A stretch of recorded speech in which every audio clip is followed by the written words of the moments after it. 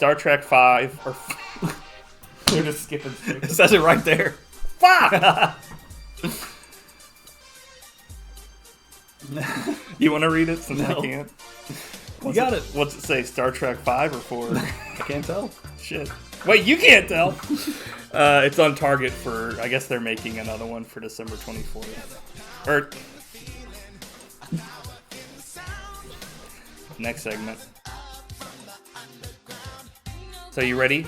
Because this is the 59th episode of Big 5-9. Yep. We've got all kinds of shit for everybody today. We've got Nerd News and Buddy Taylz. We've got one from Matt and Weird Watches. And our two features, Kolchak the Nightstalker for Weird Watches. And Night Stumbler. And Django Unchained. A Yeah. Bloody Boy nomination from Cadet. So it's going to be starting here in a minute. Actually, it's starting right now. Stay tuned. So I want to talk about this John Carpenter tweet that like you sent me right when I like saw it, where he was like, Ashley Birch triumphs as Aloy in Horizon Forbidden West, the new sumptuous epic action game. And I was like, what? Sumptuous? It's sumptuous. The game series is pretty cool. It is legit as hell. It's just that's kind of a funny. Is he eating the game? Yeah, it's kind of a funny thing to really. And that was like the day it came out too. Like, how far do you think he got in it? I mean, if he started playing it at midnight, but I don't know how dedicated John Carpenter is. Then again, if I think for the longest time he was just, I mean, smoking weed and playing video games. So maybe he's like a hardcore. If he's hardcore, he must have started at midnight. So, besides making movie soundtracks, that's pretty much all he's got going. Yeah. Which is not bad. It's just what it is. I'm like, why the hell is the text-to-speech on? It was like, anyway. So, yeah. Yeah, it's good cool stuff from John Carpenter. And, like, the actress was like, thank you, John. And I was like, dude, if that was me, I'd be, like, flipping my shit. Yeah. I was like, I mean, I'm sure, like, you know, pretty much if they were like, Buddy Shotz is a sumptuous podcast, I'd be like, holy fuck, you finally found out. And you're right. Yeah, I was reading about that game because I didn't know anything about it. And I made the mistake of reading AV Club reviews. Have you ever read those? Or you ever go to AV Club? I think they're kind of an offshoot from Kotaku, aren't they, or something like that? They're like I'm not sure. A bullshit site. Well, I should stop going there because their reviews are awful. They only ever talk about story. Like, they didn't mention anything about the gameplay. Like, it's only about story. And same with movies. Yeah. And it's really annoying. So. What? It's all about the story? Whoa. The movie was all about the story, but not about the interactivity. Like, when we talked about it before, but, like, I'm more into games for, like, gameplay than story necessarily. Yeah. So, I don't care about that aspect as much. But anyways, have you played it? Yeah, I played the first one and did everything you could in it, and I played the new one, and it's Is it sumptuous? just as good, if not better. That's cool. It's definitely story focused because that's, you know, it's a single player game and stuff. So, but the gameplay is definitely there, and that's once you get into the game, it's less like Last of Us where there is story, but where it's like there is gameplay, but it's more story focused. It's like it is story focused, but it's a big open world for you to go out and kind of do your thing once they like let you loose. So like most games, it's got like a little bit of a preamble, maybe more than most, but it's definitely worth it. It's got some stuff in it that like I won't talk about here for anybody that hasn't played it that's like interested in playing it, but like it's got stuff that sets it apart from other games. And That's definitely cool. better than like other open world games for sure. Cool. So, are you ready for the news to be nerdy as hell? Or I thought that was the nerd news. maybe for you, Yeah. this is a two-person podcast, unless you want to put it on your back and run to the end zone, Mr. Solomon. I'll do it. Go ahead. Okay. What's your next nerd news topic? So there's an interview with Francis Ford Coppola this week. Did you hear about this? I didn't know he was still alive, but he is. And that's good. He's alive, and he's, I guess, making a new movie. Megalopolis, which he's financing with all his own money. It's going to be like $100 million. But anyways, he, like all these other old like directors, started talking about Marvel movies, and it's pretty wacky. And like, I'm going to read the quote. Yeah. And I know what he's saying, and I kind of agree with him, but at the same time, like, this is the most, like, old man. I thought that we've done that before. Or not. We did it with Martin Scorsese. He did the same thing a few months ago. Like the same shit? What does he say? He says, there used to be studio films. Now there are Marvel pictures. And what is a Marvel picture? A Marvel picture is one prototype movie that is made over and over and over and over and over and over again to look different. This is where it gets really weird. To look different? Even the talented people. You could take Dune, made by Denis Villeneuve, an extremely talented, gifted artist, and you could take No Time to Die, directed by Kerry Fukunaga. Gary. Extremely gifted, talented, beautiful artist, and you could take both those movies, and you and I could go pull out the same sequence of both of them and put them all together. The same sequence where the cars all crash into each other. They all have that stuff in it, and they almost have to have it if they're going to justify their budget. Like in that time in Dune where all the cars were crashing into each other. And there was in that time there was a huge sandworm and No Time to Die. It's like, I don't think you could really edit those together and it would make any sense. But not only that, but like, is he pretty much just trying to say that like not only are Marvel movies something he's not into, but like he's saying that like those movies weren't any good or what? I don't know. I think he's just trying to say that like things are different now, but they've been saying that for like 50 years at this point. Yeah. I mean, like, if he wants to talk about, like, doing the same shit over and over again, as much as I love him, Evan Costello did that formula for, like, ever, and it was gangbusters. It worked for him because it was funny, and it was legit. So I don't know what the fuck he's talking about. Before he was making movies, they were doing that shit. All these movies, they all have the cars crashing into each other. That's like, studio films have always been made. It's just, I don't know what the fuck. Yeah, most of them... Whoa! Most of them sucked then, and they still suck now. Like, nothing's changed. Yeah, I mean, it just depends also on what you're into. It's like, okay, dude, like, what's this movie he's making? Megalopolis. He described it here. It's like cars crash. Again, he's just like a cranky old man, I think, at this point. But they asked him, like, what is Megalopolis? And he said, the premise of Megalopolis? Well, it's basically, I would ask you a question first of all. Do you know much about Utopia? That's it. Yeah, and then the interviewer was like, I couldn't get him to actually say what it was. So it's a philosophical investigation of the nature of man. So that'll probably, like, try to win a bunch of awards, but it'll be a shit movie or something. Yeah. We'll see. I'm like, you can't fucking shit on other people until you've done something good, Martin Scorsese. He's like, what? Mine's not as ball blasting as that, but I guess I didn't know they were going to do this, but I guess they're continuing the Chris Pine Star Trek films. Yeah, I saw that. You hear about this? God damn it! Every time you do that, I'm like, reminds me how much I hate Jay Leno. I was thinking about it. Compared to what we have today, Jay Leno was like a comedic genius. So be careful what you wish for, because you wished for this.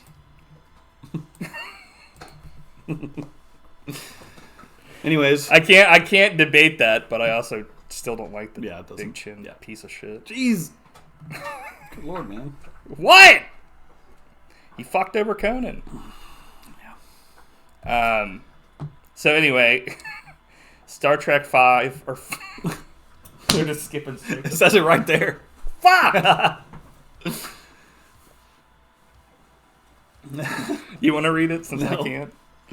You got it. What's it say? Star Trek 5 or 4? I can't tell. Shit. Wait, you can't tell. It's on target for, I guess they're making another one for December 24th. Or, next segment.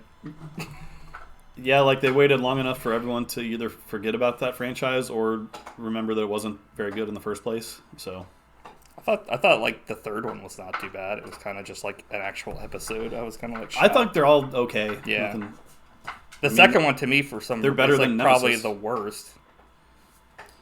I didn't hate it as much as everyone else did, but I just thought it was stupid. Like, why the hell? Like, they tried to fake everyone out and say Khan wasn't in the movie, and then they switch baited it, and it was like, then when he was revealed, like it was supposed to be a big deal, but like nobody would know who the fuck he was. So it's like that twist did work when I saw it in theaters because like I saw it with my mom in like an early show with like a bunch of old people who like had no idea of any of the like shenanigans leading up to it. So like when they revealed that he was Khan, like everyone in the audience gasped. They were like, So you saw the movie with a bunch of idiots? not savvy moviegoers. They're like Khan, and everyone's like, ah. It's like that is kind of a big deal. It works in the well, it doesn't work. Right, it doesn't make any sense. It works for the audience, but as a film, it makes no sense. So it's like it doesn't work at all. And it doesn't work for the audience if you read all the stuff. Right, so it's like it's just a cheap pop for like the 5 seconds, and if you use any of your brain cells that you have left, you will find that Buddy Taylz is next. I'd rather see Quentin Tarantino's Star Trek movie. I'd rather see Quentin Tarantino's any movie because he had like Star Trek, and then he had like a Godzilla movie he wanted to do as well. So yeah. So do you have anything for Recommendation Nation this week, or no? That's a dead segment. It's not a dead segment. It's just something. Could come back one day. That's what It'll make a glorious return. It's dead. Well, so that means it can't come back. Not according to the Christian Bible. That's true. That's what you're named after. Matt Bible. Bible-y. Are you ready for Buddy Taylz? Yeah. Okay. We'll tell this story. I've been waiting for this all week. So I asked Matt like what if he had a tale this week to tell, and he said yes. And I said, holy shit. Maybe it'll be better than my botched land story last week. Well, I was gonna tell the dropping eggs story because that ties in with Django Unchained. Oh yeah, true. But I'll save that for another day because I got a better one. So, I'm a pioneer. Did you know that of podcasting? You hear about this? Because 20 years late. More like 30. When I was a kid, I was such like a nerd and a loser that I would make radio shows like for myself, and I'd record them on tape. I actually did that too.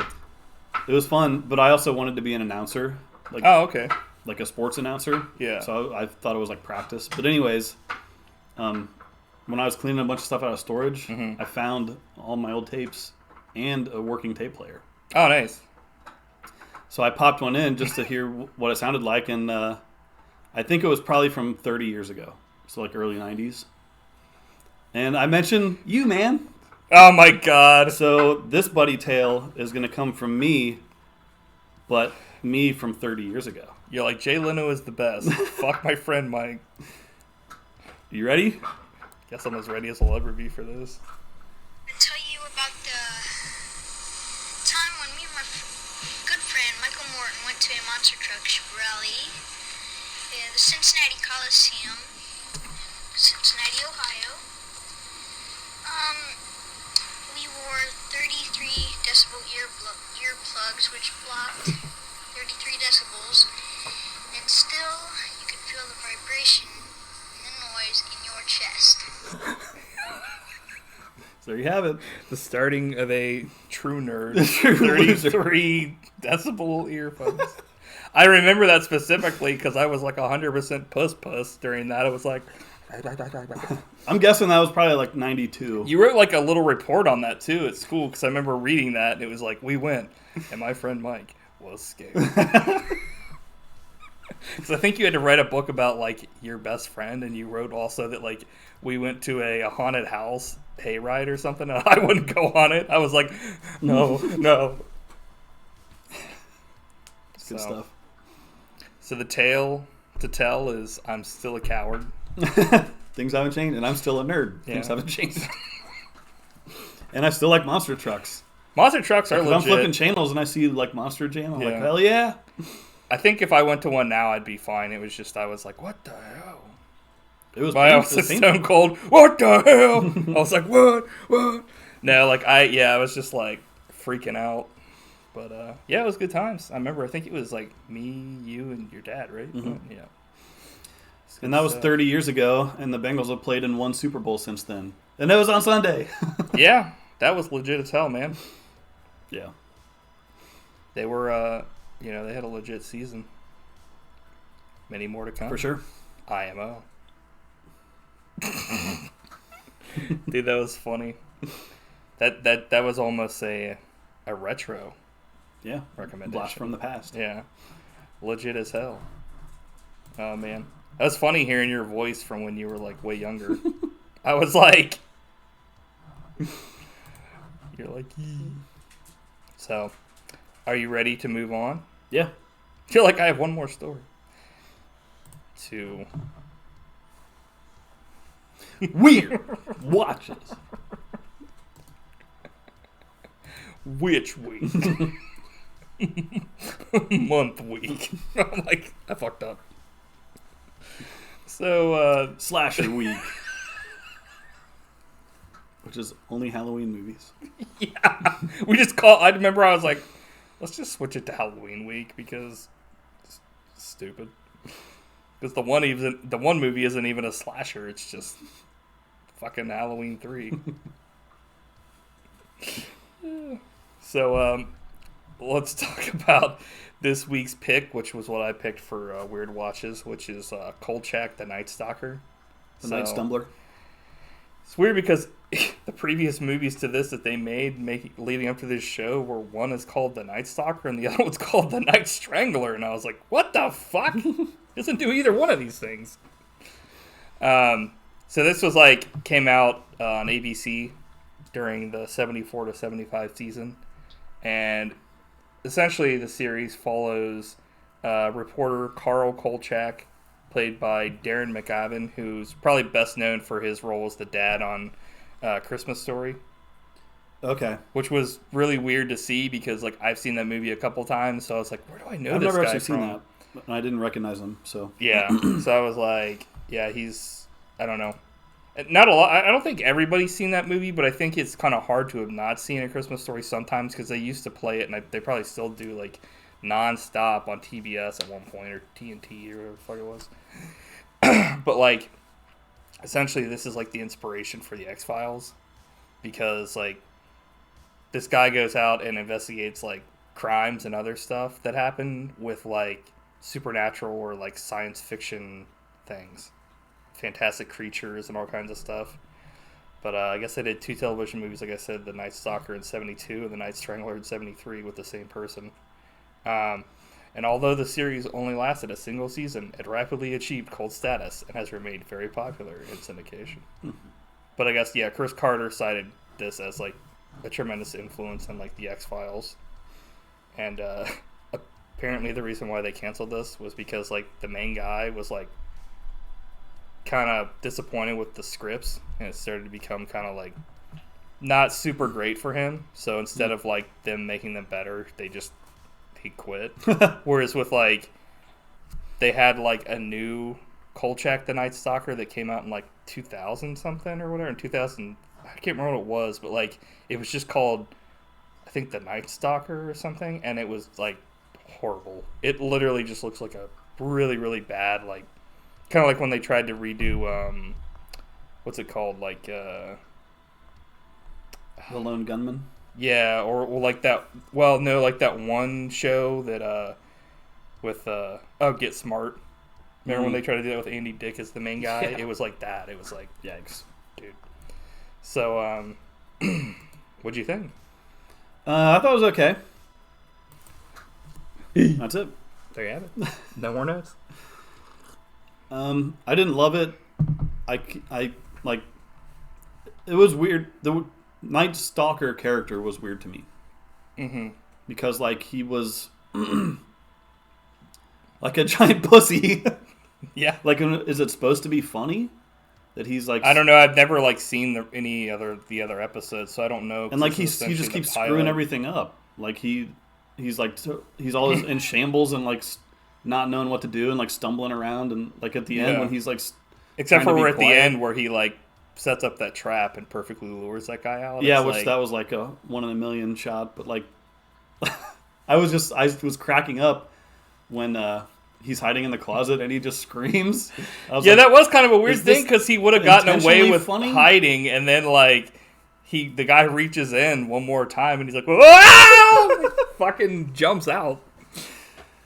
I just thought it was weird. Like the character. Maybe if I saw a few more episodes, I would understand what the character was all about. Like what was going on with it or whatever. Yeah. And the Jack Ripper thing was cool, but I mean we've seen that done so many times since. It's kind of like a cliche at this point. I would be interested to see like what other creatures and stuff that he gets involved with. I think I'd have to say that Jack the Ripper is probably like the number one movie we've watched on this podcast. What do you mean? No, I'm just kidding. She said it's pretty generic. And I was like, yeah, it was. The guy, like, they didn't really, like... I feel like the actual, like, idea was cool of, like... But it was kind of, like... it was kind of a lame first outing for like, a villain. Yeah. Or, like, Monster of the Week kind of thing. Mm-hmm. I feel like they probably could have done something a little bit better. Yeah, I love the idea of like a Monster of the Week shows, and those are my favorite X-Files episodes. Like I enjoy the Monster of the Week ones more than like the conspiracy. Probably because if you look back on it now, they never led to anything. No, it's like literally spoiled me. I haven't seen them all yet. Well, just saved you a bunch of time. Yeah, that show could have been so much better, but like literally they came back twice and like never finished it. It was like, dude, what the fuck? It's like, cool.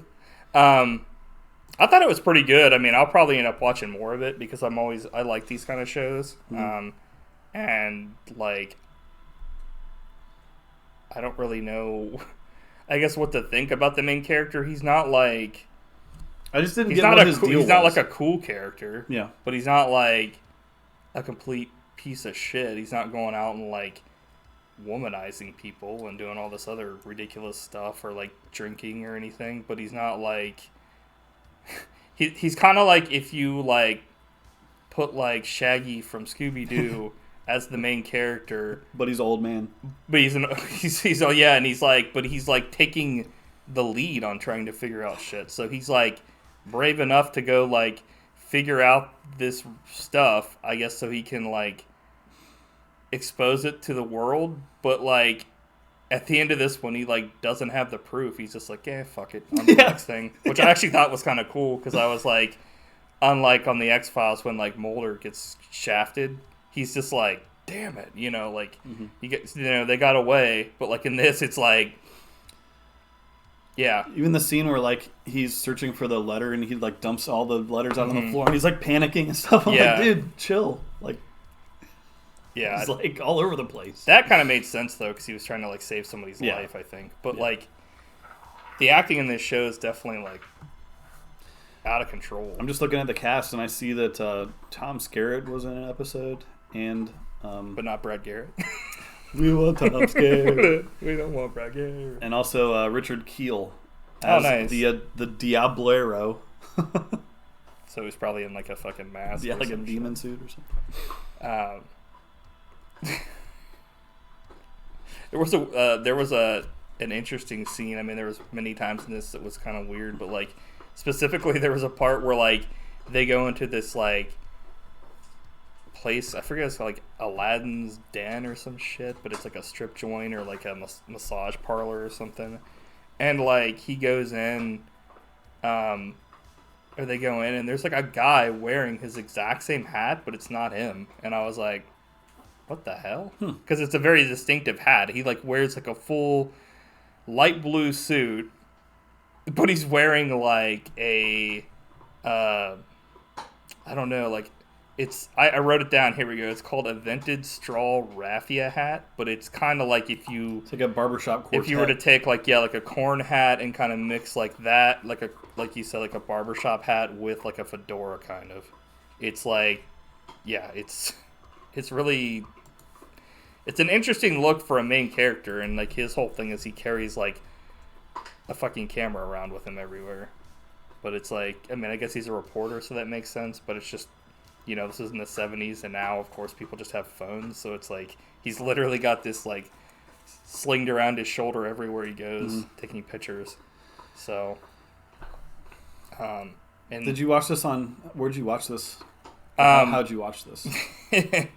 I had to, like, I was looking into getting it first, like, the whole, like, set, and then I was like, if this sucks, I don't know if I want to buy this. You know what I mean? Yeah. So I just like checked it out like on YouTube.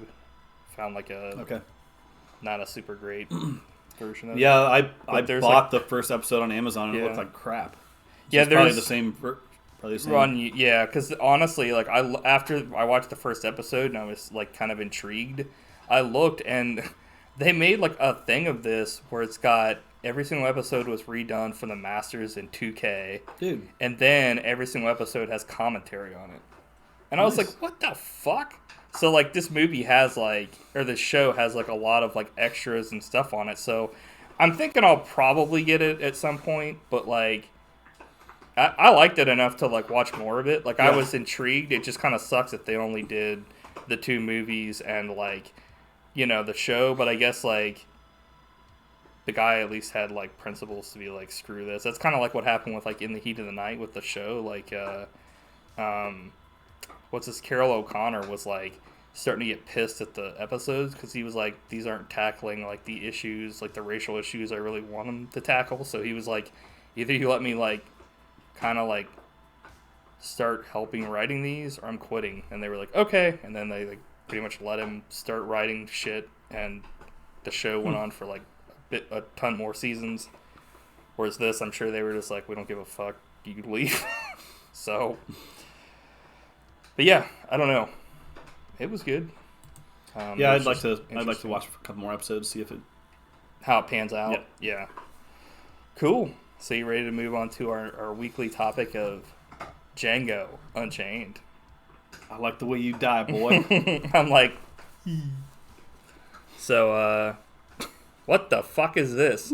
Django Unchained, and then there's like runic symbols. Django. It's like Omega symbol. I don't know. You typed it. No, I didn't. I copied it from Wikipedia. Ah. Don't you be putting your hang-ups on me, man. So this movie, I was shocked this movie came out in 2012. That seemed so long ago. 10 years. 10 years. Really 9, because I think it came out at Christmas. Of sensual. Yep. Cinema. It was a long time ago. So, yeah, so this came out in 2012. American Revisionist Western film written and directed by Quentin Tarantino, starring Jamie Foxx, Christoph Waltz, Leonardo DiCaprio, Kerry Washington, Samuel Jackson, with Walton Goggins, Dennis Christopher, James Remar, Michael Parks, and Don Johnson in supporting roles, set in the Old West in the Antebellum South. Michael Parks, your boy from Tusk. Fuck him. Not fuck Dude, him. guess fuck what? That movie. What's up, bro? Next week, we're watching another movie with Michael Parks. Ah.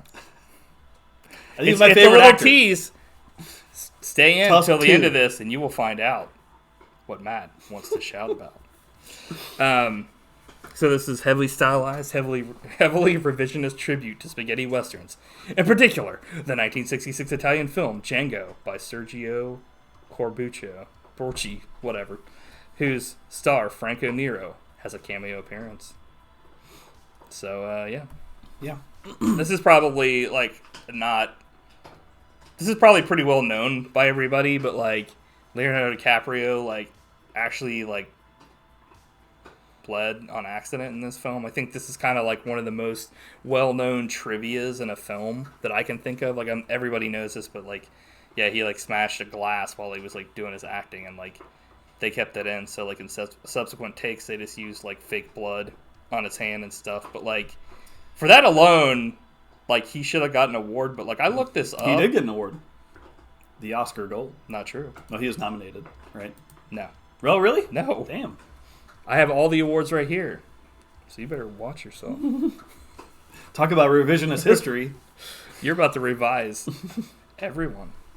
So yeah, you can. No, go ahead, brother. I didn't know that the first time I saw it, but you can totally tell because like he like looks at his hands for a second. Yeah, then he's keeps going. It's yeah, dude, that's I awesome. didn't know that either. Like, I mean, obviously, I wasn't looking at it and being like, I know, but yeah, it was like, it's a gusher. He's giving a speech and he's like, and everybody's like, apparently everybody on set was like, I frame by framed it because he smashed his hand directly dude, on the it glass. fucking like implodes. Yeah, it like disintegrates. It's like, see, and then he's like, oh shit. Yeah. Okay. But on to the Oscars. We've got Best Performance by an Actor in a Supporting Role. Christoph Waltz won the Oscar. Then Best Writing Original Screenplay, Quentin Tarantino, he won the Oscar. And then Best Motion Picture of the Year was nominated, did not win. And then Best Achievement in Cinematography nominated, and then Best Achievement in Sound Editing nominated. Do you think those are all deserved? I think that, like, if I could, I would have given everybody in this film a fucking at least nomination. Like, especially like Leonardo DiCaprio. I'm fucking like Django. Well, he plays Django, but Jamie Foxx, like, come on, like, he didn't get a nomination. Yeah. Christoph Waltz, I mean, that's totally deserved.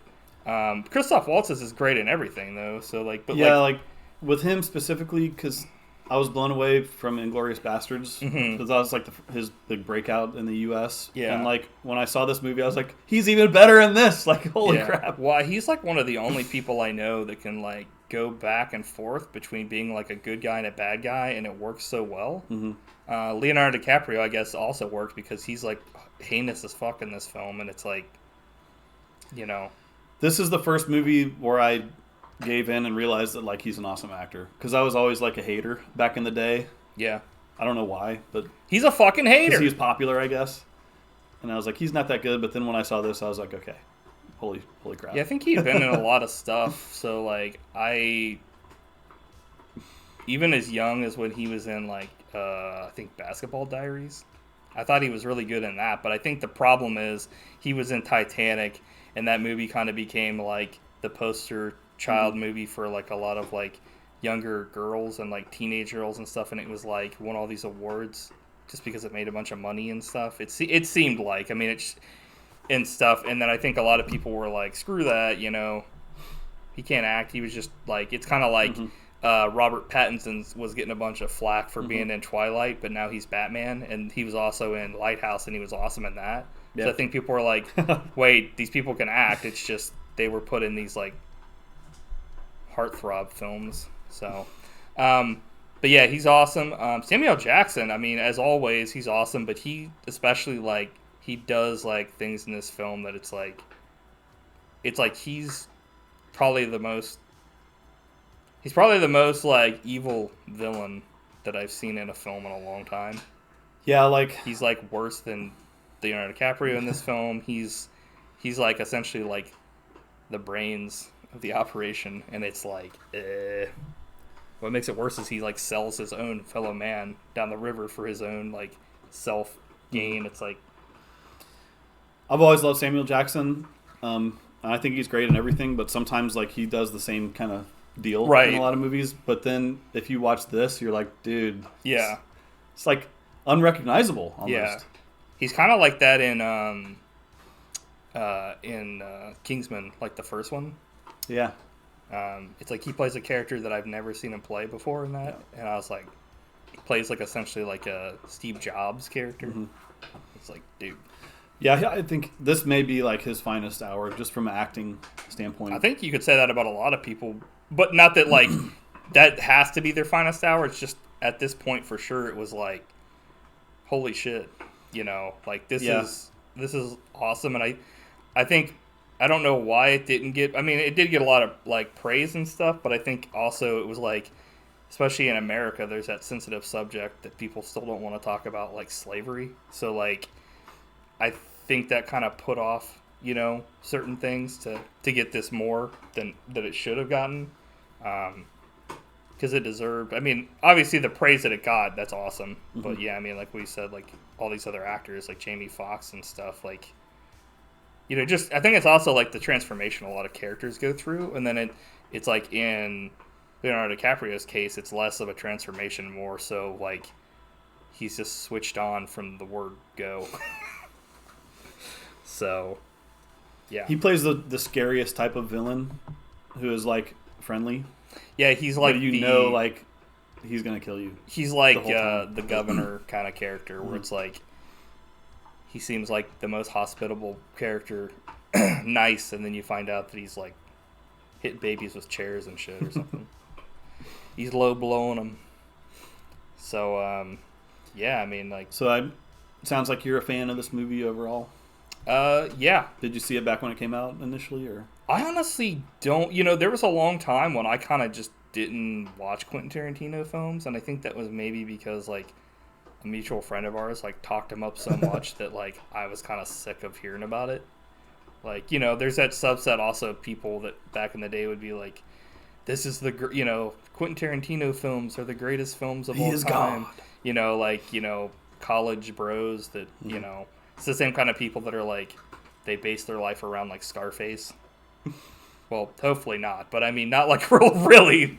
They're like, it's not Scarface anymore. It's dope. But you know what I mean? Like, there's all those shirts that are like, it's like got Mario on the fucking thing, and it's like Mario instead of Scarface, and I'm like, okay, dude, like. I'm guilty because I had a Pulp Fiction poster He's in guilty. my dorm in college. Well, that's fine. I'm just saying, like, that's all somebody talks about. Like, but I will have to say that it's kind of deserved for some of this stuff because we've done another movie already, From Dusk Till Dawn, and that movie's a fucking masterpiece as well. I think that's one thing that Quentin Tarantino does better than almost any other director is he's able to take something you think is going to be like the norm for the movie and switch it up, and in a way that you not only like it, you couldn't see the movie being any other way. Like From Dusk Till Dawn, and even in this film, it's like you kind of know where things are going to go, but you really don't. So yeah, that's one thing. So I saw this in theaters back when it came out, and largely most of the audience was black in Mason, which is very rare. Yeah. So like, I thought that was a really interesting. I just thought that was cool. It was a packed theater, like super energized. It was awesome. And I haven't seen it since then, so I was happy to watch it again. And it holds up. I could be wrong. Maybe I did see this in theaters, but honestly, there for a while, like I would go see movies in theaters, but it's been a while since I've seen them, so I think it's kind of like, I don't know. If given the choice, I will see a movie at home, but I don't know. Yeah, and the other thing you mentioned, like the storytelling of Tarantino, like I was so invested in the characters, and like that never happens. Like I was like, oh man, I really hope they make it, and I'd never think that in a movie, but like it's just so well done, it like draws you in. Yeah, I think you're kind of on board from the word go, and not to be like that person that's like, if you don't like this movie, you're like a racist, which I'm not saying that at all. What I'm saying is the only reason why you wouldn't be invested, or like the reason why like you can kind of get invested from the word go is because Jamie Foxx is freed and you want to see his character like go on to do stuff, and Christoph Waltz is like the quintessential like pure good guy. He's like a German that like came over here and like he just can't stand slavery and like racism, and it's like already that's made most people endeared to those characters. And like I said, I think the only people that might not be into that is people that are like not on board with equal rights. Not to say if you don't like this movie that's the case, but that's, like I said, that's the only reason why I could see if you didn't instantly get invested in these two characters, because it's kind of like in a movie if you were to see like, a kid being hit or abused, and then like in Dick Tracy where fucking he instantly steps in and beats the shit out of like the guy that's doing it. It's like you're kind of like, okay, well, this guy's like the good guy, and you're kind of on board. Mm-hmm. Well, I would hope you'd be. I'm like, beat the shit out of that kid. But like that's that's definitely like helps this film, but it's also helped by the fact that like the characters are always written so well in Quentin Tarantino films, and then like he's also always picks like the perfect actors to play the characters. We'll have to get into that. And it's just so I agree. So good. And that his dialogue is like, it has its own style, but right. It's so good. It's definitely, I mean, there's a couple people you can say that about, like obviously Quentin Tarantino, Kevin Smith as well. Like a lot of his films are like straight up dialogue. And that's something that definitely at the time wasn't a thing for movies. Mm-hmm. But those two definitely. Yeah, like I'm not the world's biggest fanboy, but I like/love all of his movies, and I'm super excited every time a new one comes out. Yeah, there's a couple I haven't seen, but like, I'm definitely like always interested to see them. Funnily enough, I don't know if you knew this, but like I guess they were gonna make a sequel to this film. Called like Django versus like White Hell, or like Django and White Hell, and it was pretty much turned out to be The Hateful Eight. Okay. And the reason they didn't do it with Django is because they were like, well, if we do that, everybody knows who the fucking good guy is. So like they were like, okay, we can't do this. So would have been interesting, but would have been a completely different movie. Mm-hmm. But I have to give praise like to the music, obviously, in this film, but like it's the awesome. Opening music is legit. Obviously, the credits as well. Like it's like blasting dark red over, scenes of slavers with like Jamie Foxx and some other actors like walking along and stuff in chains, and it's like they're essentially like they're just wearing like pants and that's it. And it's like they don't shy away from the stark reality of slavery in this film. Yeah. To the total like positivity of it, which is, I think that's one of the things they were talking about too, is that like a lot of times they like films go to their way, like Wild Wild West, to like avoid slavery and almost make it like a joke. This movie revels in the horrors of slavery, yeah. And it's like almost too much. Like this is not a fun movie. I mean, parts of it are fun, right? But a lot of it is so horrific. It's like not, it's not an easy watch. Right. I think it's definitely like it's an awesome film. It's an awesome like you can watch it and say that you've been through like a great experience and stuff. It's not like fucking Hostile, but there are times where it's like, I mean, when anytime you see someone being fucking ripped apart or like whipped or fucking, but it's not even that. It's like leading up to the horror, yeah. like the joy that like the villains take in like torturing and like scaring the slaves. Yeah, it's almost just too like much. Watching people being so treated mean. like cattle. Yeah, and it's like, holy fuck. But this film takes place 2 years before the Civil War, so it's like the reason why if you watch this film, you could definitely say that there's no reason why anybody that's a slave would think that this wasn't going to go on for like ever, because at this point it's like 2 years before the Civil War, so they have no fucking clue. I mean, nobody does, except for maybe the people that are like, things are riling up. Yeah, but definitely it's like this is slavery at the height of its most depraved, and like you said, like from the most minute to the way that people are treated like on every day, to the way that like dropping eggs gets you a fucking whipping and shit. It's a small thing like your parents wouldn't even say shit to you about. They'd be like, well, let's clean it up. Like that warrants a fucking destruction. It's like Jesus. Yeah. But it's definitely like one of those things where it's like it's hard to kind of talk about unless you, I don't know, like obviously like it's kind of like talking about like other sensitive subjects. Yeah, I don't want to get into that. I think that there is some questionable use of the N-word in other Tarantino movies, but I don't really want to get into that too much. Oh no, yeah, I guess I wasn't really going to talk about that at all.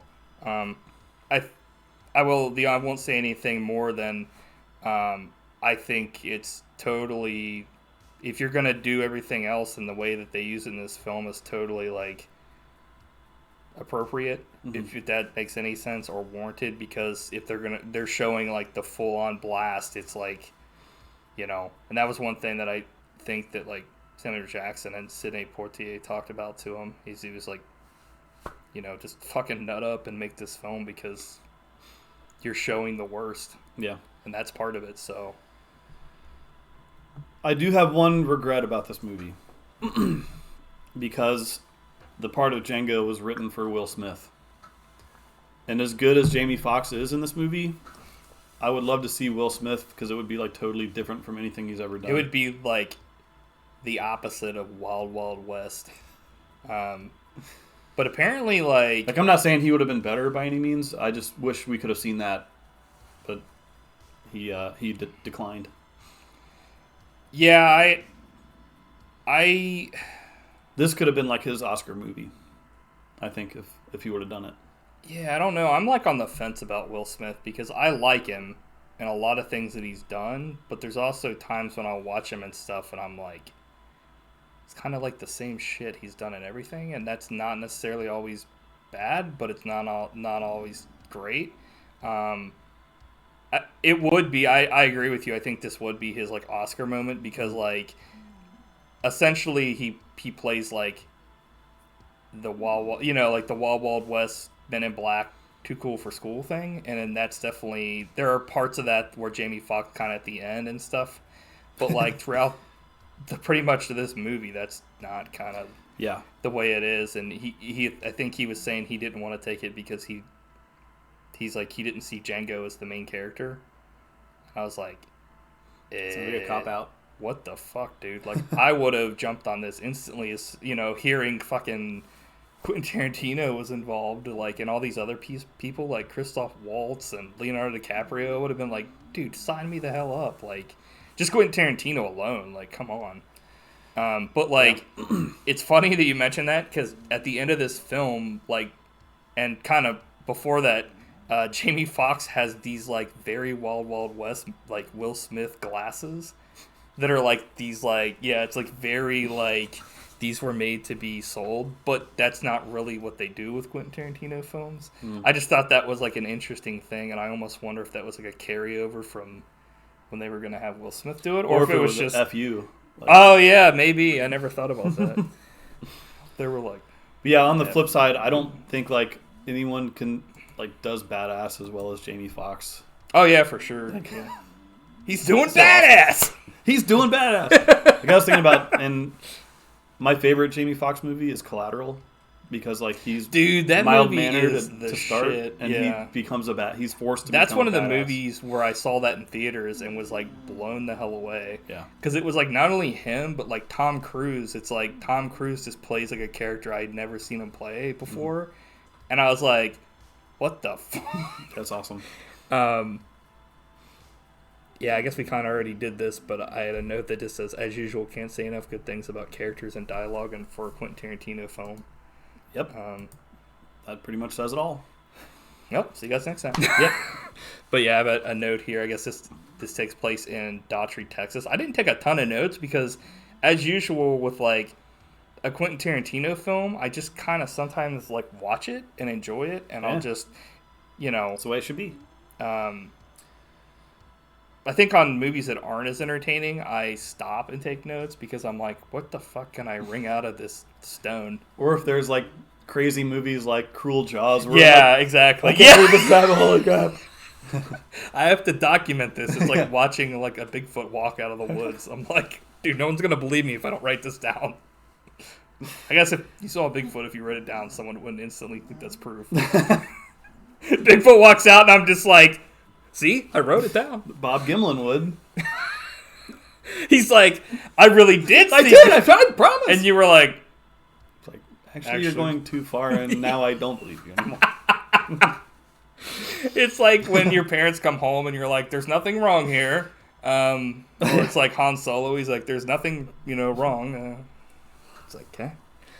Should we talk about the squibs in this movie? Go for it. Dude.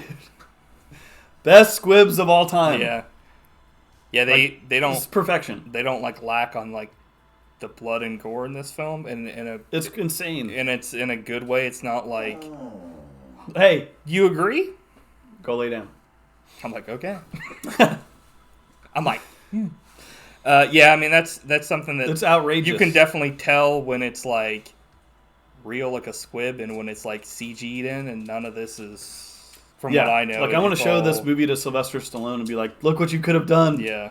But this Expendables digital bullet holes crap is garbage. Yeah. It's like taken over. It's like in every one of those, like Steven Seagal, Bruce Willis, straight, like, China films where it's like even Suicide Squad, like CG, and then like you said, like it's kind of pervaded into the norm where it's like, instead of setting up a squib, let's just do it. It's like let's just do it in post. And it's like, dude, you can take the time. You can tell when it looks fucking real and when it looks fake. Yeah, it's like it's truly spectacular. Yeah, probably because it's not a norm anymore, but it's also really good in this film. So, like each bullet hit is like a gallon of blood. Right? Like it's awesome. It kind of reminded me of Lone Wolf and Cub.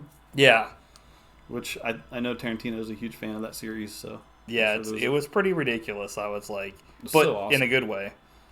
And like at one point a horse gets shot in the head, and I'm like, I don't think I've ever seen that before. It's like its head explodes. I'm like, dude. Yeah, at the end of the film, there's a credit that says no horses were harmed in the making of this film, and I'm like, yeah, hopefully not, Jesus, because they straight up kill like 10 of them. Yeah, and I have like a note that it was like I really enjoyed like the. The Django and, like, King Shotz, like, dynamic of them bounty hunting. And I would have liked to, obviously this is a pipe dream, but I would love to see, like, a show, the prequel adventures of, like, Christoph Waltz as King Shotz and stuff. Obviously, like, Christoph Waltz is such a huge star, he would probably never do something like that. But, like, not that, like, TV is, like, there's a lot of great actors that have done shows, you know what I mean? And that's kind of like sometimes where like a lot of the great storytelling sometimes is. But that's kind of like a pipe dream. Like I thought that was just like an interesting character. And even Quentin Tarantino was talking about like that character was just supposed to be like whatever. But like just that opening scene like kind of changed the whole dynamic. He was like, dude, this character's legit. Really? Yeah, like, and like, yeah. Same thing with, like, Jonah Hill was supposed to have a bigger part, but he had something else to do. So, like, he was literally just one of the KKK members. He's, like, listed as bag man number 2 or something. But, yeah. It's just a combination of great writing and great acting. Yeah. Another notable actor doing a KKK scene for comedy, like Chris Jericho in, what is it, the Kevin Smith, like, Jay and Silent Bob reboot. He's in that film, and it's like so ridiculous. But anyway, so so there's a funny. I didn't write, like I said, a ton of notes, but there's things here and there I wrote down. But like, there's a part where like they go into a town and the guy says, "You ain't got nothing better to do than to come into Bill Sharp's town and show your ass." And I was like, Lonnie. Get your ass away from there. Get your ass out of this town, Lenny. And then they just shoot him dead, and it's like... That's a great scene, and I especially love when he pours the beers. Like, they make the beer look so amazing. Yeah, like, even for someone like me, I don't drink, but, like, when I saw it, I was like, man, that looks good. But then we've got, like, a kind of a big guest appearance, depending on, like, I guess how old you are, or what you grew up with, but, like... One of the Dukes of Hazzard main characters shows up, like the actor, like Tom Wopat as the marshal. I didn't know that, but he plays Luke Duke from Dukes of Hazzard. I used to watch that because like I would go over to my grandparents and they were like, old, so they were into that stuff. But it's pretty interesting because they kind of do like halfway through this film, it's kind of turns into almost like Django is like the Siegfried in the story of going to rescue his wife, like Broomhilda, and like in the story, like it's kind of like they put like this guy puts his daughter in like this tower, and then Siegfried goes to rescue her and stuff. But like the reason why they think they kind of like talk about that is because when like what's his face Dr. Shotz finds out that like she speaks German, he like is like flipping out because he's like, dude, like I've never heard of like essentially like a slave being taught to like speak German, and like she's named like Broomhilda because like I guess like her first owners like were German or whatever, and he was kind of like shocked about it, and I think he started to also get like, you know what I mean, like invested in it and stuff, and that kind of like goes through what happens at the end of this film. What'd you think about Django's clothes when he first dresses himself as like Little Lord Fauntleroy? I was like, I remember the first time I saw that, I was cracking the fuck up. But it's also like, it's like the clothes, it's cool because he's like, yeah, I mean, it's your character. You pick. He's like, you're going to let me pick out what I want? And he's like, hell yeah, you pick out whatever you want. And then he does it, and it's like, it's funny because it's like so contrasting. It's like light, it's like not a light blue, but like a regular blue, and he's got like the hiked up socks and everything. Yeah, that's awesome. And the funniest part about that also is when he's like, when they go to like find like these one, I think it's like the Brittle Brothers or whatever. He like talks to like one of the like slaves there, and he asks her like, she's like showing him around, and he's like, I'm not a slave, I'm free. And she's like, so you mean you want to dress like that? And he was like, what the fuck? Great. Yeah. But speaking on awesome dialogue though from like Tarantino is like this awesome exchange, which is just like one other thing about this that's like, it's just layers on layers. So they're like going to kill this like, or they're going to kill, like I said, the Brittle Brothers, and like Django kills the first two, and then one of the other dudes is just running away, and he's just like, Christoph Waltz is like aiming at the guy with his like revolver, or not his revolver, his rifle, and he's like, are you sure that's him? And Django's like, yeah. And he says positive, and he's like, I don't know. And he's like, you don't know if you're positive? And he's like, I don't know what positive means. And he's like, it means you're sure. And he's like, yes. Yes, what?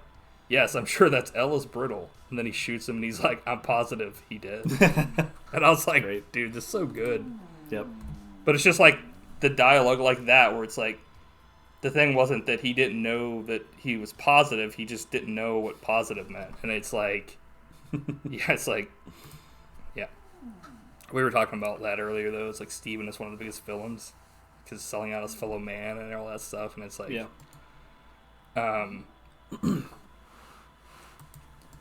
Yeah, man.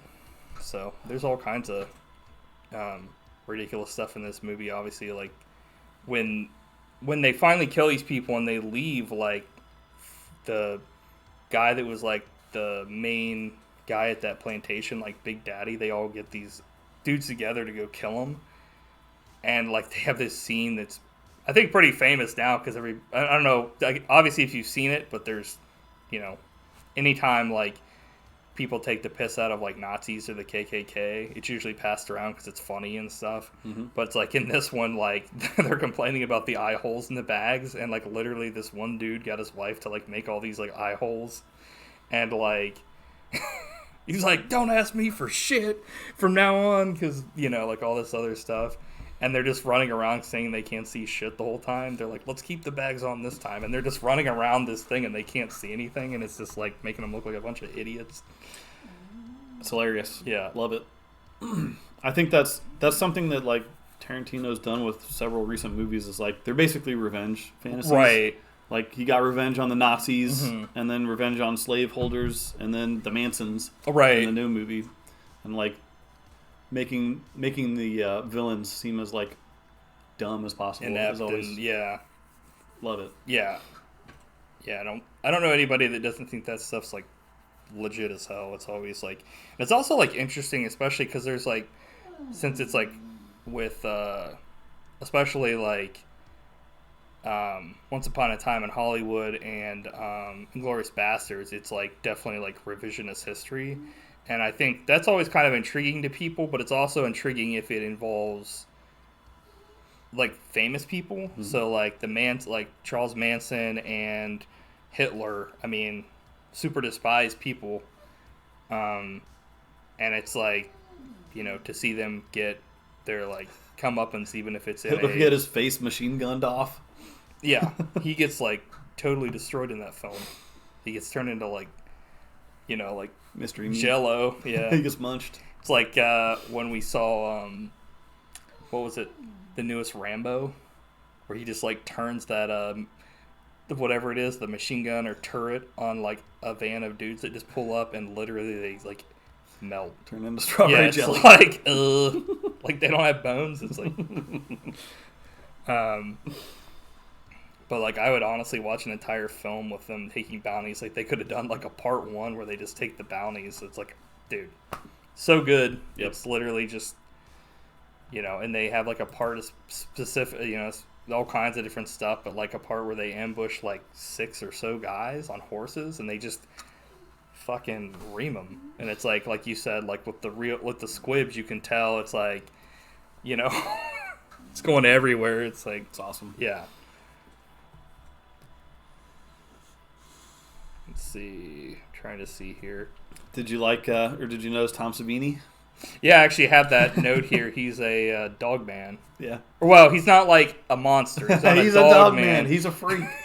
But he's one of the guys that Calvin Candy employs to like watch dogs, and essentially I think their job is to like maybe track down escaped slaves from the plantation. They're kind of like their first line of like security there, it seems like. But he's also got like a big thing about like he is really big into like French people, and he's like, they call him like a Francophile, but he can't speak French. So like it's kind of like already setting him up as like the worst person. He's a pathetic idiot.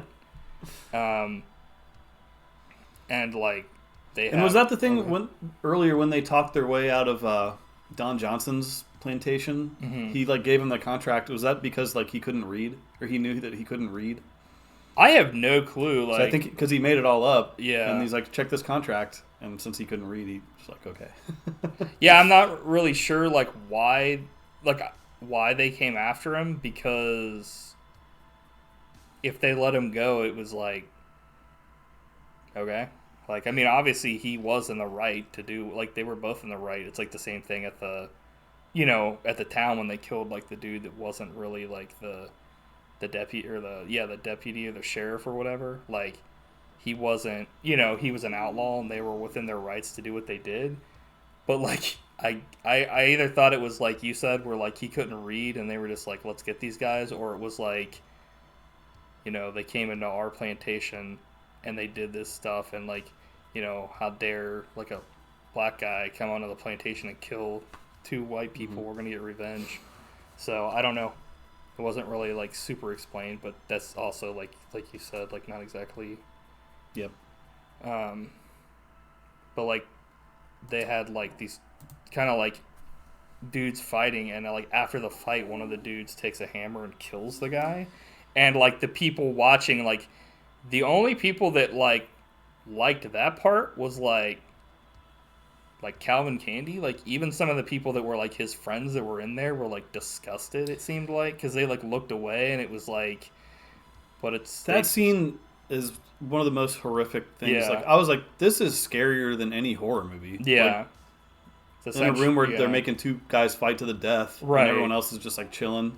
Yeah, it's like, yeah, and Leonardo's like cheering him on. I'm like, dude, this is, I can't even watch this. Because the first time you see it, you're like watching it and you think, you know, oh, maybe this is like just UFC people, or like just watching a boxing match. But then at the end, it's like, you essentially find out if you lose, you die.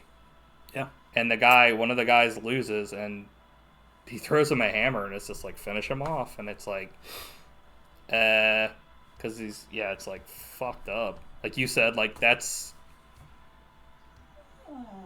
Yeah, I don't know. I can't really give words to it because it's so horrifying to not only watch, but like even to think about it. Mm-hmm. It's like, good lord. And they just push it like it just goes on and on. And you're like, dude, get me out of here. This is it's tough to take. Well, it's like that, and then I mean later on when like you were talking about with Tom Savini, like they set the dogs on this like runaway slave guy, and he just gets ripped apart, and it's like. And that kind of comes into play later with, like, you know, Dr. Shotz. Like, he can't get the side of that out of his mind, and he's, like, traumatized by it. So I'm sure he's seen horrible stuff, but it's like that he was just like, holy shit. It was like the straw that broke the camel's back. Yeah, he was just like, ugh. But, like... The way that, like, Samuel L. Jackson, like, looks at Jamie Foxx in this film, he should have got, like, an award just for that. Because, like... When he's figuring out what his deal is? Well, no, just when he first shows up. Oh. Like, the pure hatred and surprise, like, because he's, like, you know, the main, like, guy at the place at Candyland for Leonardo DiCaprio, that essentially he's, like, the Alfred of that place, like, an evil Alfred. And he's been taking care of him for, like, his whole life. Like, he's essentially, like, his father figure since his, like, parents are gone or whatever. But, like, he's just, like, an evil piece of shit. But, like, when he sees Jamie Foxx... He's also totally pitiful, too. Yeah, when he sees Jamie Foxx, like, come in on his own horse and, like... He says, like, he's free or whatever. He's like, what the fuck? He's like, who is this piece of shit? You know, he just hates him. Like, you can tell, like, his face is like... I've never seen, like, a look of pure hatred in a film that was this convincing. It was like, if you told me that, like, he hated Jamie Foxx, I wouldn't have... You know, I wouldn't have been like, you're lying. Because it was, like, so convincing. I was like, holy shit. But I thought you meant the dinner scene when he like keeps looking at him. I mean like, that dude. Too. Like any look by like he's always plotting something, and it's like he fucks them over so hard in this. Yeah. Let's see here. But yeah, there was a heartwarming scene, one of the small ones in this film, with the reuniting of Django and his wife Broomhilda when like. They set up a thing where Dr. King Shotz wants to like have her come to his room to supposedly like, you know, be his like escort for the night, for a better term. And like essentially he just wants to talk to her in German because like no one else can understand it there except for those two. And he's like, you know, hey, you've got a friend here besides me, and it's, you know, someone you know well, and he's behind that door, and then he like comes out, and it's just like, you know, pretty emotional stuff, because it's like he's had to go through all this shit just to like get back, because this is like back at a time where like a lot of people didn't believe that black people could get married, and it's like, or even be together, so they would like sell them to different people, and it's like horrifying. It's like, Jesus, man. So yeah. There was like there was a part here that was kind of like, I don't know if it showed to like either the nature of like Calvin Candy's sister being just, it's probably more so that she didn't like to see like the more grotesque side of stuff, less than that she was being nice because she's like the sister of a huge slaver. But like when they show like the back of like Broomhilda and it's all like lashed up and like she's like, get the, you know, cover her up, this is horrible and stuff. Like I said, I think it was more that, because at first I was like, oh, she's being nice, and then I was like, wait, I think it's more so not that at all. I think she's just caring more for her own, you know, self. I did like the touch how they made like the brother and sister like a little bit too close. Yeah, I actually had a makes it note even here. more It was creepy. it's a little suspect because like at first, like when he comes back, he's like my beautiful sister, and it's like, I mean, you can have pride and stuff like that, whatever. And he like kisses her on the cheek, but then like later on, he's like kissing her on the mouth, and I'm like, okay, I think something's going on here. Just one more thing. Did you notice that his teeth were pretty fucked up in this film? Because he's like, all he likes to eat is like sweets and shit, and he's like 24/7 smoking and stuff. It's like, and I think like I read somewhere that like there's kind of like a opposing thing where like Dr. King Schultz is a dentist. This guy's all about like, candy and stuff, and Dr. King Schultz even says like he doesn't go in for sweets and stuff, and he's not down with that, and he's kind of like going in to like drill the cavity of, I didn't think about that. And I was just like, dude, that's some, I don't know, I'm not generally in. I'm sure there's something to that. I'm generally not in for like super deep analysis. Not that I like hate it, because sometimes people will put stuff where there really isn't anything, but like I could see that because it's, it's not so deep that I'd be like, there's no way. I just thought it was like he had rotten teeth because he's like rotten to the core. That true. That true. Not true. that as well. You have to say that. You're like, that's also true. Yeah.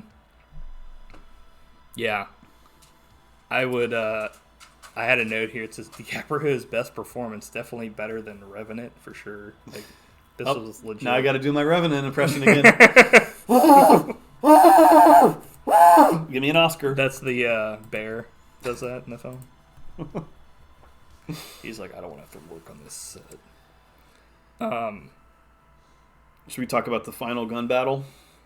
Yeah, we can talk about that. I was just like there's the awesome firefight before the final everything, and that kind of like that's I think after the last thing that like Christoph Waltz says in this film, which is a better ending for his character than fucking Blofeld, where he shoot over to him and he's just like still one of the unintentionally funniest deaths in a movie. See, I was so excited about him as Blofeld. Yeah. And like they just did him wrong. Yeah, they did. Christoph Waltz deserves way better than that. Yeah. But like, so in this film, like essentially he's just like, okay, we got everything we need, and he's just like, I'll sell you like. When they find out that they're not really here to buy like a fighter, they're here to like buy, his wife.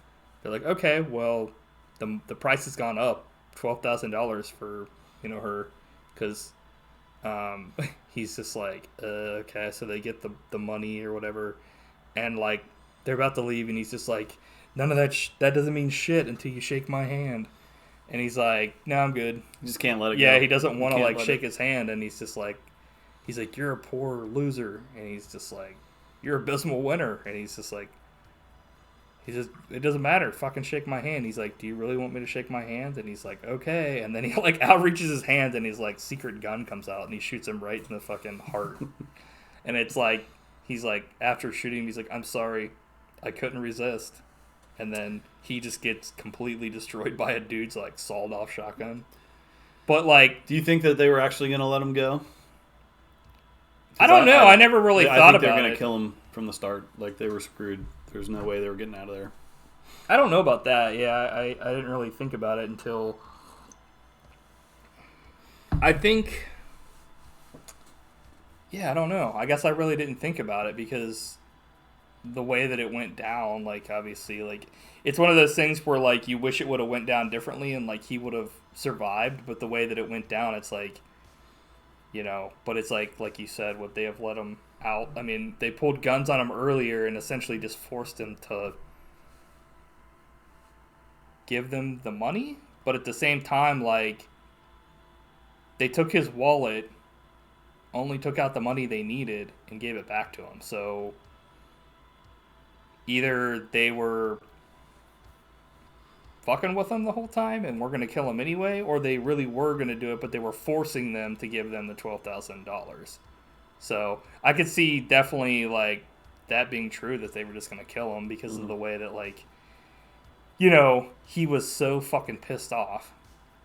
Like, Leonardo DiCaprio was, like, so pissed off at the way he had been, like, slighted, lied to or whatever. But, yeah, I don't know. It was, like, fucked up all around. Mm-hmm.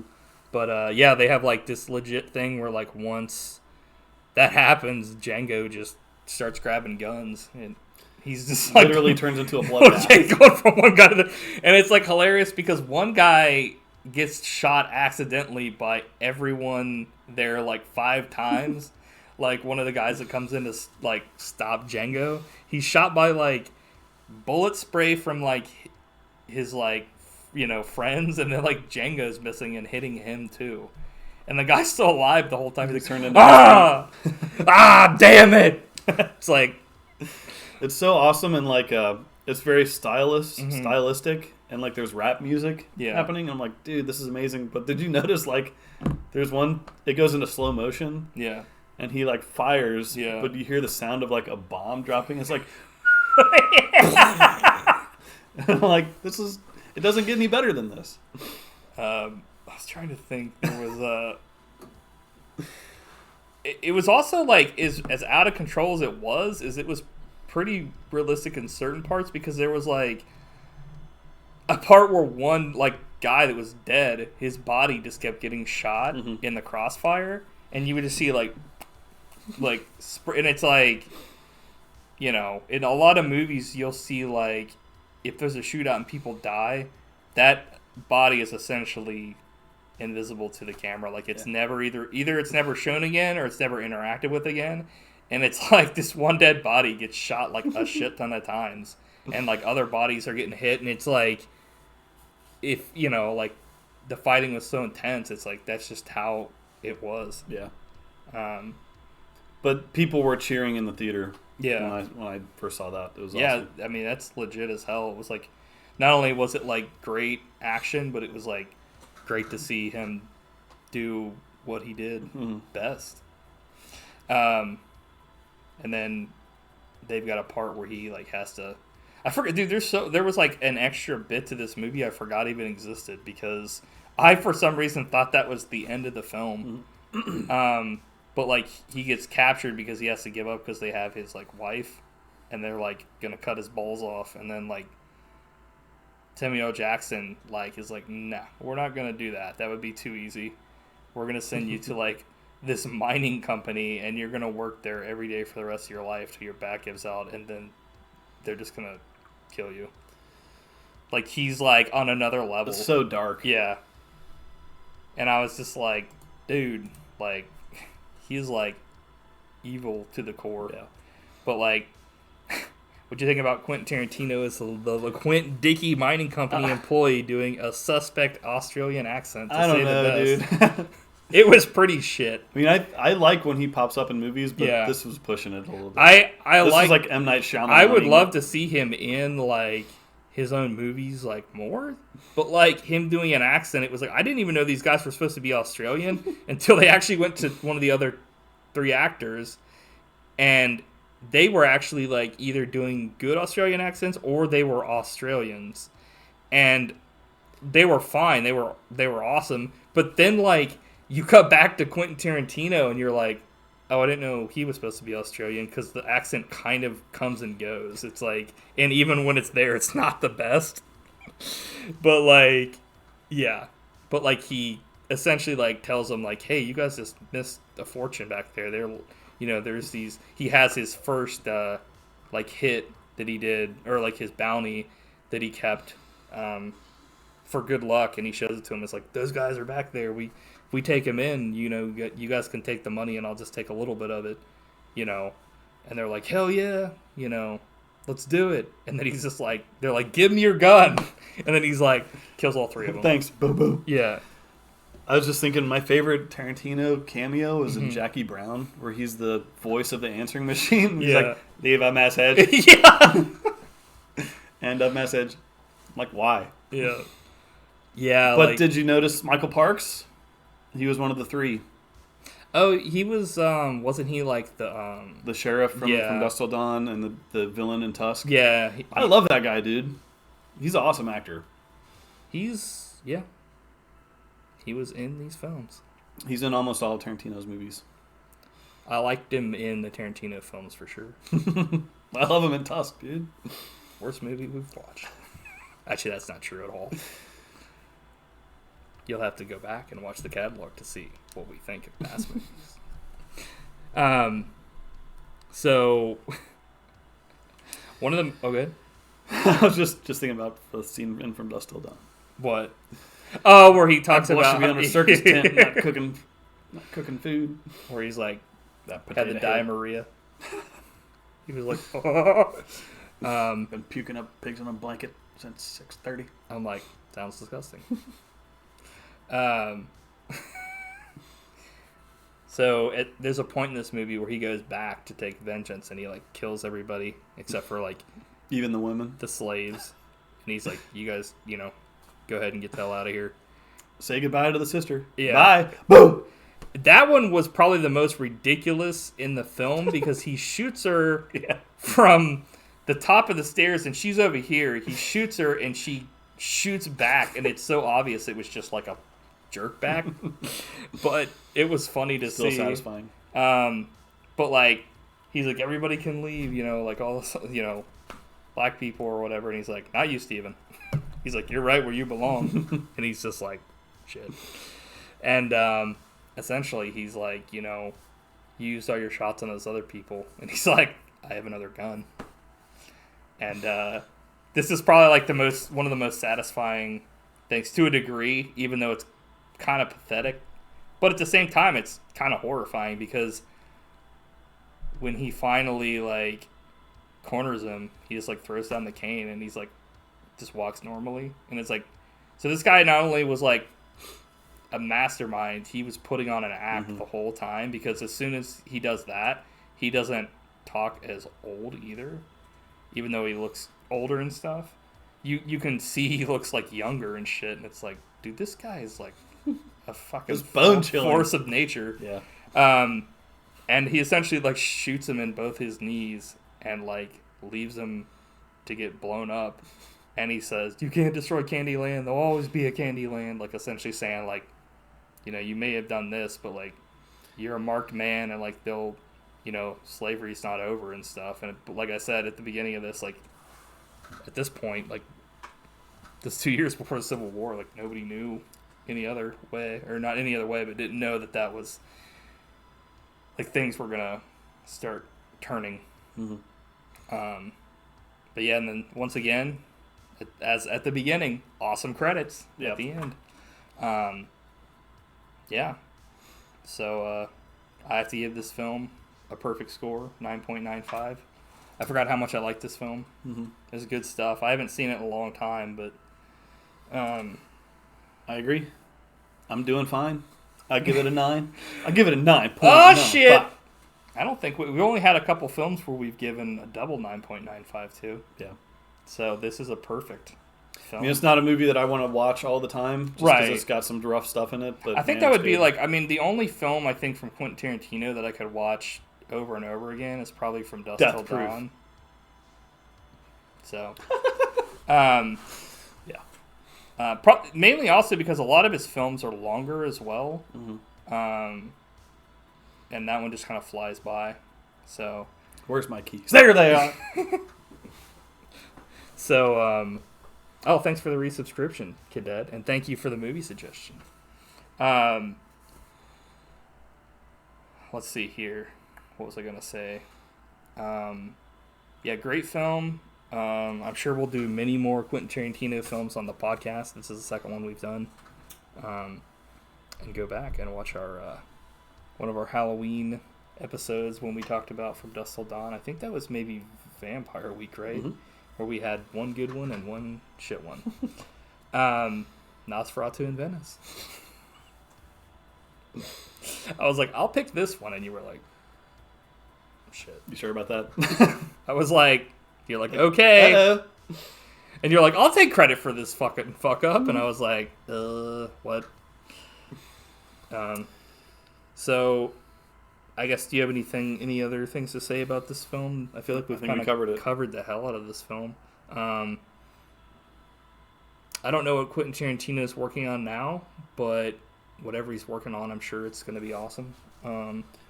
Yeah, I'm disappointed because he keeps saying he's going to retire after one more movie. It's just like, why? All filmmakers say that. Like, I don't know. He wrote a novel. He wrote his first novel, though. Oh, that's cool. The Once Upon a Time in Hollywood novelization. Yeah. Which I read, and it was great.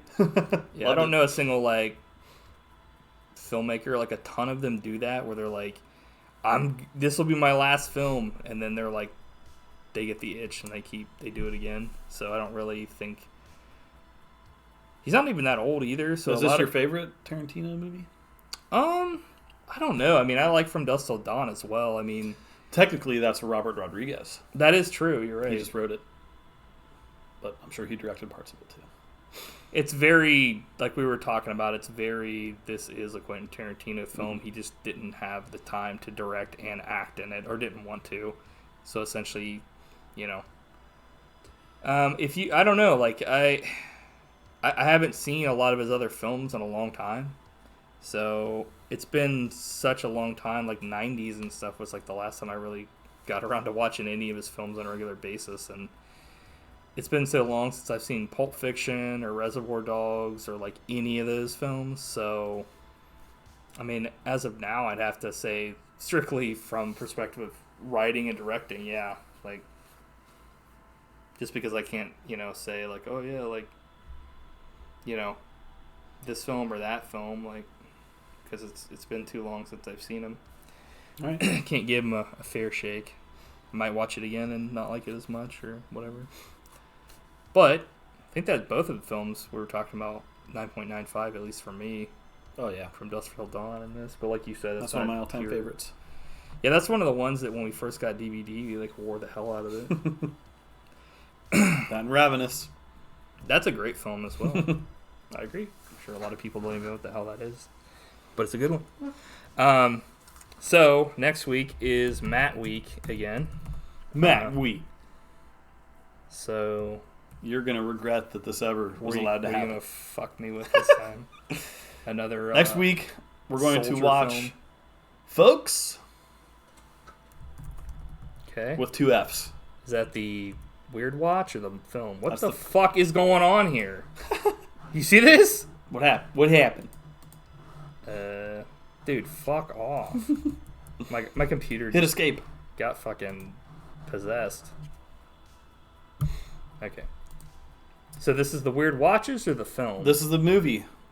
The main event. Is this a movie? Folks. Okay. With 2 Fs. Okay.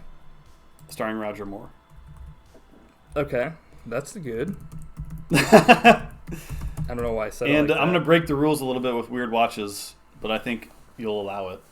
Because I had to tie it into James Bond somehow. Okay. So we're going to watch the first episode of James Bond Jr. Okay. I've never actually seen that before. Oh, really? Yeah. I've seen a few episodes, but it's been like probably 30 years. So. Okay. Well, you broke the precedent, so I'll keep that in mind. Dude, what the fuck is going on? Okay. James Bond Jr. and Folks, which I've never heard of Folks before, but why are you laughing? Is this like shit or something? No, it's awesome. I love it. But it'll be interesting to talk about. I don't know if I can trust you anymore after the Universal Soldier, but we'll see. You're still a buddy to me. As a Roger Moore fan, I hope you enjoy. I'm like, fuck it, who needs? Yeah, I think it'll be legit. So we'll do this, and then the next week will be another buddy pick, and then we'll do Mike Week. We'll keep going that way until until we get tired of it. All right, which will never be never. I watched it anyway. All right. James Bond Jr. Is Folks just? I guess it's just on Netflix or something. I would assume. I'm not sure where to find look for it. We'll figure it out. Okay, cool. Well, I guess until next time, everybody. Thanks for watching. If you like this and you want to see more of them, definitely subscribe on the YouTube channel and give us a like and leave a comment if you didn't like it. Tell us we were wrong. Tell us we were not wrong, or tell us to fuck off. We hope you enjoy these, and I'll let you have the last word, Matt. Bye.